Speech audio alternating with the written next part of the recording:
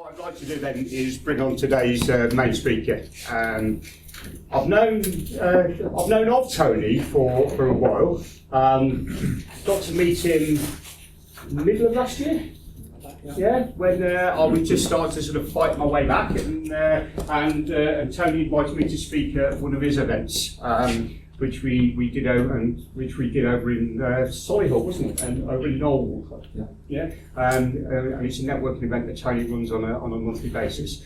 Tony is a very accomplished speaker, very well thought of within Toastmasters and public speaking in general. He's an author, a published author, and I believe just working on a series of books at the moment. Yeah. Right? And we're quite lucky in as much as we've got him for his first speech of the year. So can I ask you just to give a nice hearty welcome to friend, colleague and fellow speaker, Tony Brassington. Thank you.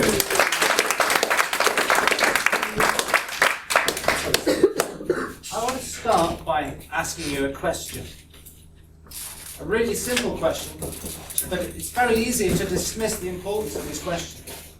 But if you'll ask yourself this question regularly, you will be amazed what it will reveal to you. That question is, can you set your mind for achievement and then reach that achievement over time? Let me say that again. Can you set your mind for achievement and then reach that achievement over time? It's so really easy to say, yeah, of course I can. What's he on about? It's easy. We can all set our minds for achievement and reach it. What's he on about? But if you really look at it, we are expert at getting the small things. The medium-sized things, well, we can get it if we really try. Big things, the big dreams, the big goals.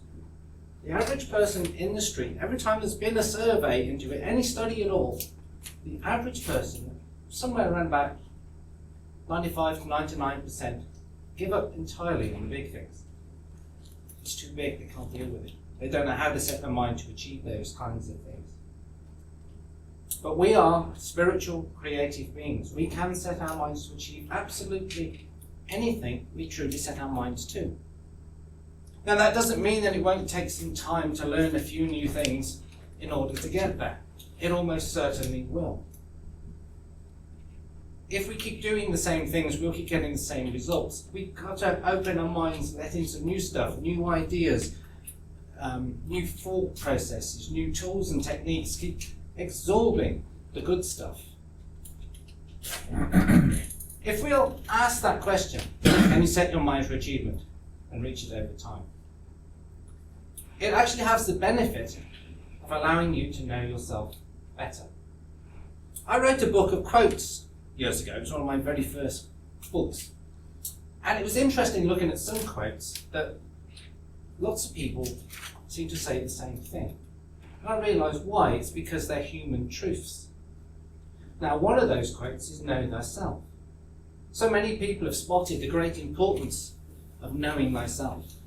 It can take a whole lifetime to do it.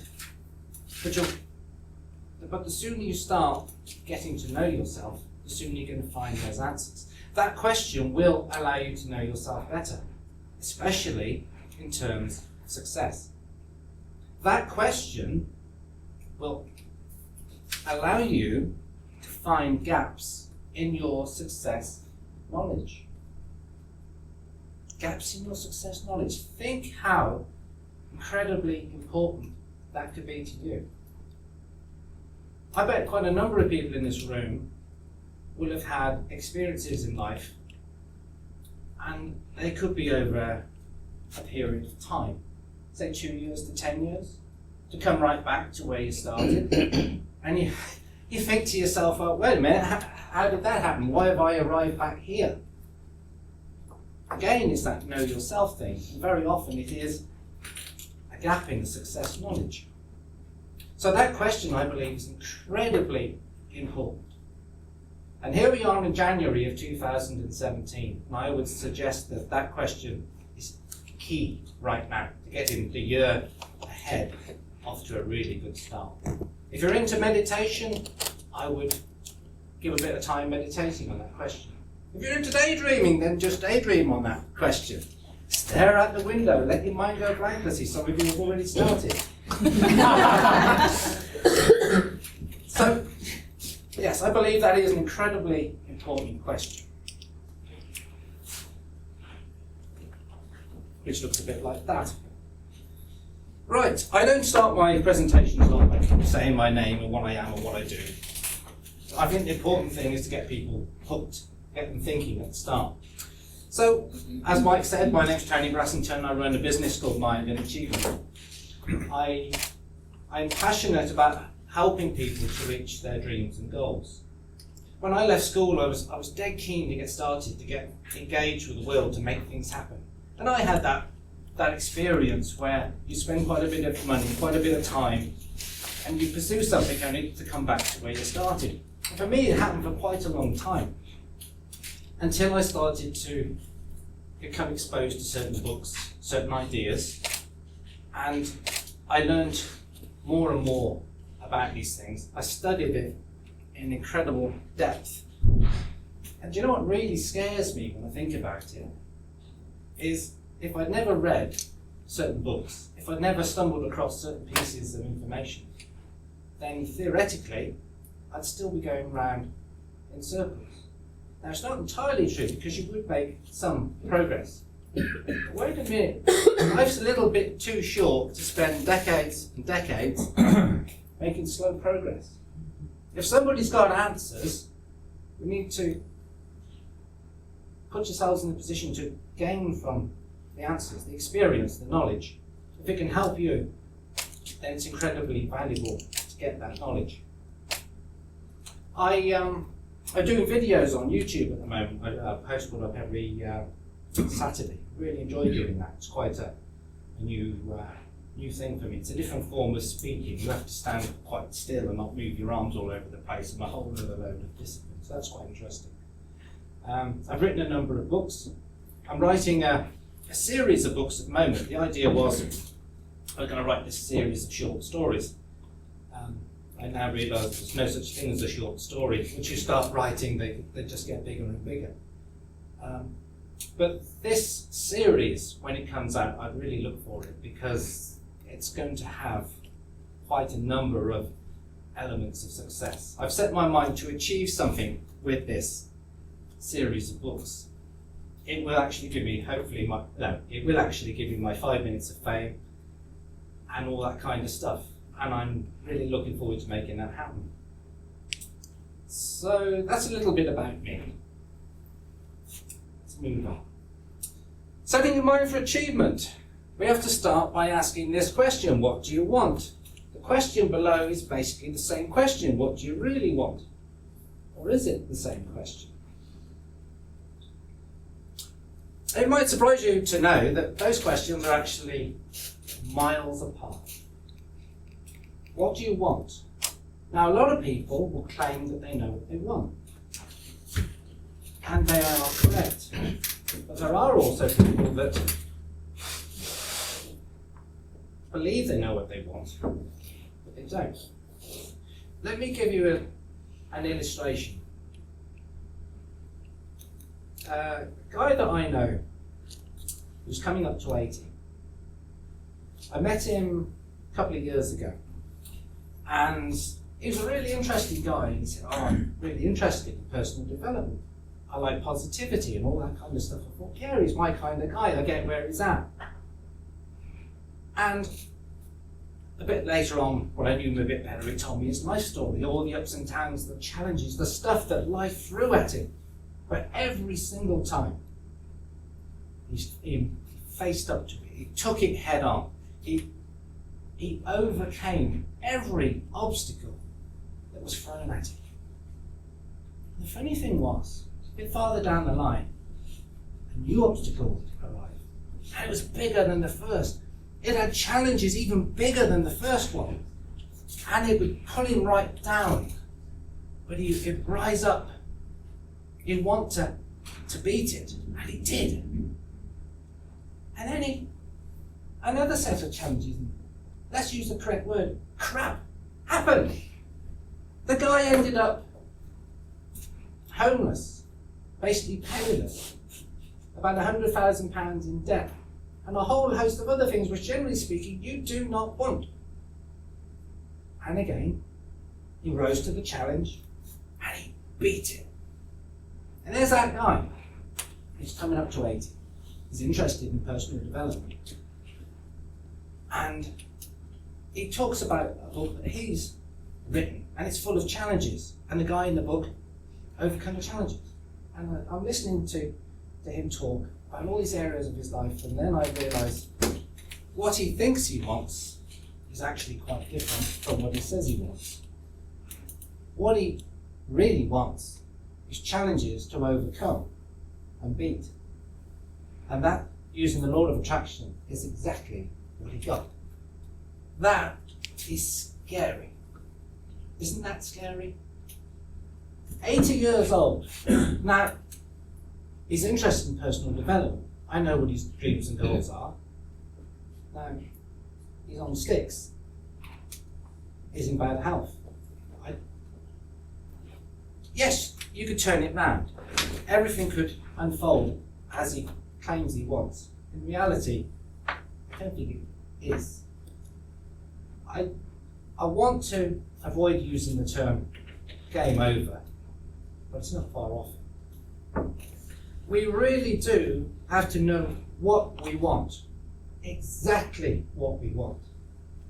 And if life throws a load of stuff at us and we do not want it, we don't wrestle with it and fight with that and give all our attention, all our energy on that. You must be focused on what it is that you truly want above everything else when it comes to the biggest dreams and goals. Life is too short. A colleague of mine wrote a book. I think the title was something along the lines of "It's Later Than You Think." Amazing title. And the content of that book, he talks about colleagues of his. They're in their 40s and they sort of depart this world within a short space of each other. And I've heard other people talk about their lives, and a whole load of people suddenly drop out all at once. We don't know how much time we've got. So my friend that's approaching 80 is really lucky in one respect, but unfortunately he's made some wrong choices and he hasn't really defined what it is that he wants. So you need to absolutely, truly define what it is you want. Totally crystal clear about it. One of the things I concentrate on with Mind and Achievement is a subject called goal attraction, which I don't think anybody is really covering out there. They're covering little bits of it, but not in its broadest sense. There's such a lot of talk about goal setting, and goal setting is incredibly important. But if we do not know how to attract our goals, then actually having a goal can be a frustrating experience. It can be something that consumes a lot of time, money, and effort, and not just filled with frustration. So we need to know how to attract your goal. The number one thing is to know exactly what you want, then you need to know how to attract it. That's fairly obvious when you really think about it. I believe there's more or less 4 elements within that. The first is to really understand goal setting. Now, one of my pet hates in life is the SMART goal setting formula. I suspect a lot of people in this room absolutely love it. And it does serve its purpose. It is very good if used correctly. I think the biggest danger is when people try to use it as a one-size-fits-all technique. And it absolutely isn't. If you're pursuing a big dream or goal, you will remain at the start with SMART. You can take small steps, I agree. You're going to have to take small steps. But if you're too focused on small things, big things just are not going to happen. The clock will tick, time will go by, and you won't make progress. If you're pursuing a big dream or a big goal, you need a different set of goal attraction techniques to achieve it. I looked into who came up with the SMART goal setting acronym, and there seems to be quite a number of candidates. The best candidate appears to have been a college lecturer And you can almost imagine the scene where he's sharpening his pencils one lunch break, thinking, what could I do to impress my students when they come back? And he came up with a smart goal-setting acronym. But you can make other words fit the same. How about small, meaningless, and really rather trivial? Ouch. But what I'm really getting at, there's quite a number of goal-setting formulas, techniques, ways to make things happen. And a real in-depth study of that is one of the things I teach at Mind and Achievement. And you can find the right kind of approach for the goals you're trying to pursue. Laws of success, now you could say that's very much like Napoleon Hill and his laws of success. It's understanding the best philosophies, the things that have always worked. There's proof out there that these things have worked again and again over time. In the business sense, how to set your mind to achieve things in business, there are set laws, rules that will work every single time if you apply them. Laws of the universe, number 3 on the list. That's a bit scary for some. Is he going to ask us to go out there and start hugging trees? We can't do that here at the football ground, but we've got some goalposts out, if that will do for someone. Am I going to ask you to go down to Stonehenge and dance naked around the stones at the summer solstice? And if it works for you. There's no aspirations coming out. It's on my bucket list. That's obviously struck a chord. No. Laws of the universe. Yeah, there are some spooky ideas and some weird stuff out there. But there are also some really rock solid things. And we really, really need to know them. There are actually, when it comes to the laws of the universe, only about a dozen that you really need to know. But you do really need to know them.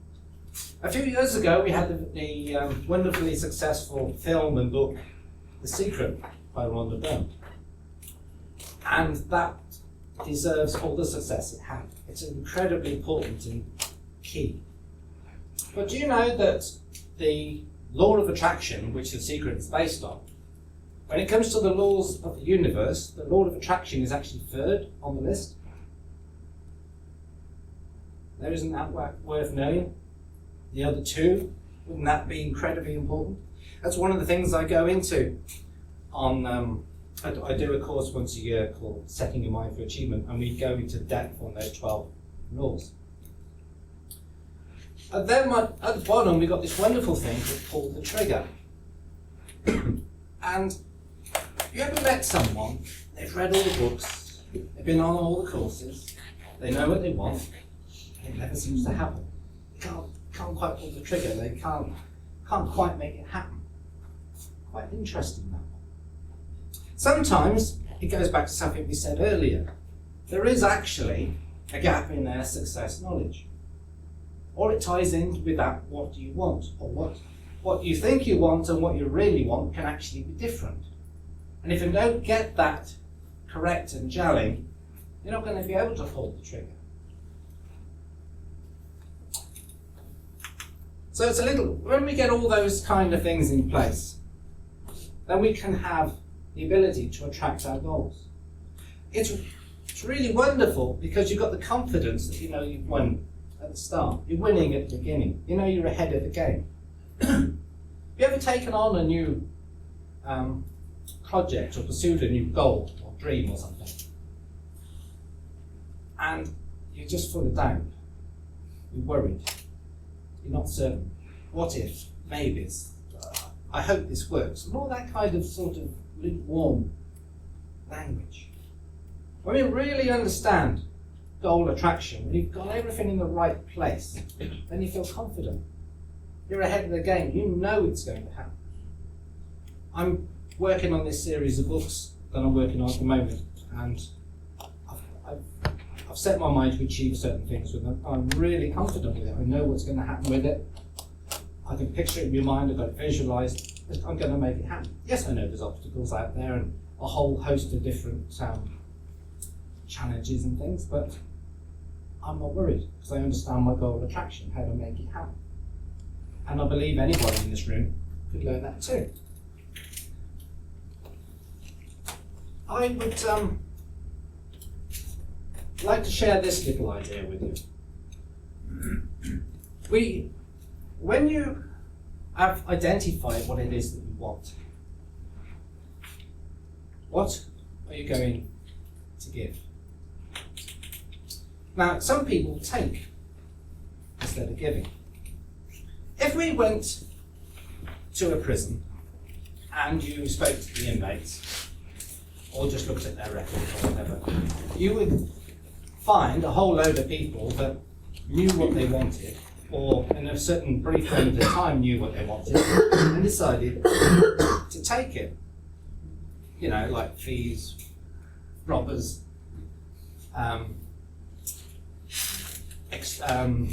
people who do the corporate equivalent or whatever. MPs. Sorry? MPs. So some people take. Now, the worst cases are in prison, but there are people that don't operate on ethical business practice. Now, obviously, there's no one like that in this room today, but we've all heard of them. We've all met them. I met some guy in business years ago, and he was almost impossible to deal with, and he is actually now in prison. But the real thing is to know what you want and think, what do I give? There's such a really important advantage in this, a real trick to being successful. Now, if you've got a business, one of the things you give is in good service. Sometimes the product does the giving. Henry Ford wanted to fill the world with cheap, affordable motor cars, which he successfully did. The product did the giving. A Model T Ford did the giving. Cadbury's brothers wanted drinking chocolate for the working man as opposed to alcoholic alternatives. Again, the product did the giving. Napoleon Hill talks about basically going the extra mile, giving full measure. That is giving. If you're in a competitive market, a lot of people think you keep dropping prices and you compete until there's nothing left and somebody goes broke. But sometimes the better thing is to think, how can I give? How else can I give? Can I give in a better service? Can I give in a better product? Can I give in the friendlier service? Whatever it might be. But there's such a lot of value in that to really think on, give or take. See, I've got you thinking, haven't I? Can you set your mind for achievement? What do I give? What do I take? And a whole list of other things. All good stuff. I want to share with you a concept that I call parallel lines. And Mike's really is time management, so he's going to be up to speed with this. Have you seen this one before? Yeah. Right. Now, we got B at this end for birth. Oh, there you are, cute little baby. 16, supposed to represent some kind of maturity, apparently. Then we move along the lifeline to 65, a supposed age for retirement. And then we get to the end, D. I used to put B on there for box, but we always end up in a box. Then that's helpful. What are we going to do with this box? They're going to burn it. Oh no. Oh, damn it. Couldn't you do something else with it? I know, they could bury it. Then you'd be a time capsule. Is that more appealing? No. So, you've got a lifeline, you've got a dream line. And for a lot of people, they have a dream, and it runs parallel to their lifeline, and they just never ever get it.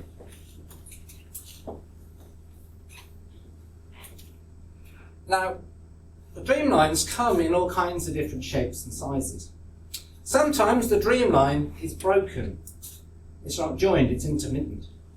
It's people that do not know what they want, or they think they want this for a time, they think they want that for a time, they want something else, they're forever changing their mind. An intermittent dream line is weak. It can't attract, it hasn't got that goal attraction quality. Now,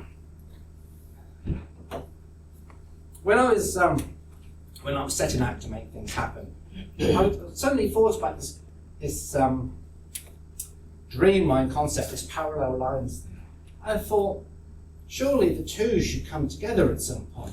You should be able to attract your dream or goal towards you. And as I started to grow in skills, knowledge and character, I started to move towards my dream line, and my dream line would move towards me.